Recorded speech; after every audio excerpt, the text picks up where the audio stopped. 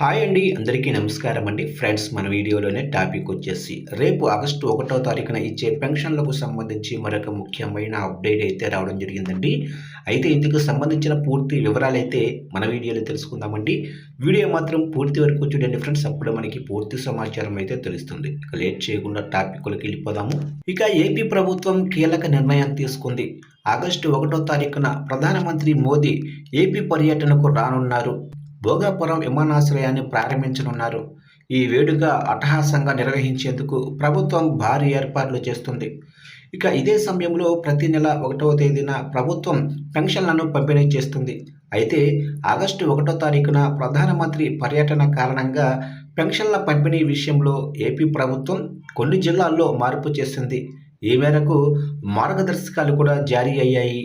ఇక ఏపీ ప్రభుత్వం నెల 1వ తేదీన పెన్షన్ల పంపిణీ ప్రతిష్టాత్మకంగా నిర్వహిస్తుంది. లబ్ధిదారుల వద్దకే వెళ్లి సచివాలయాల సిబ్బంది పెన్షన్లు అందిస్తున్నారు.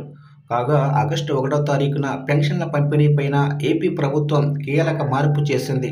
ఇక ఆగస్టు 1వ తారీఖున భోగాపురం విమానాశ్రయం ప్రారంభానికి ముహూర్తంగా నిర్ణయించారు. ప్రధాని మంత్రి మోదీ గారు ఈ విమానాశ్రయాన్ని ప్రారంభించనున్నారు. దీంతో ఆ రోజున ఈ ప్రారంభోత్సవం ఘనంగా నిర్వహించాలని ప్రభుత్వం నిర్ణయించింది. ఈ మేరకు మంత్రులకు కీలక బాధ్యతలు కూడా అప్పగించింది. ఇక ఈ క్రమంలోనే ఆగస్టు 1వ తేదీన ఇచ్చే సామాజిక పెన్షన్లను ఈసారి 2 రోజుల ముందే పంపిణీ చేయాలని నిర్ణయించింది. ఈ ముందస్తు పంపిణీ నిర్ణయంతో లక్షలాది మంది వృద్ధులు, దివ్యాంగులకు ఊరట లభించనుంది. ఇక ప్రధాని పర్యటన, భోగాపురం విమానాశ్రయం ప్రారంభం దృష్ట్యా పరిపాలనా యంత్రాంగం బిజీగా ఉండడంతో జూలై 30వ తేదీనే పెన్షన్ల పంపిణీ ప్రక్రియను పూర్తి చేయాలని ప్రభుత్వం అధికారులను ఆదేశించింది. జూలై 29 కల్లా నగదు ఉపసంహరణ పూర్తి చేయాలని స్పష్టం చేసింది. శ్రీకాకుళం, విజయనగరం, విశాఖపట్నం, అనకాపల్లి, అల్లూరి సీతారామరాజు, పార్వతీపురం, మన్యం జిల్లాల్లో ఈ ముందస్తు పంపిణీ జరగనుంది.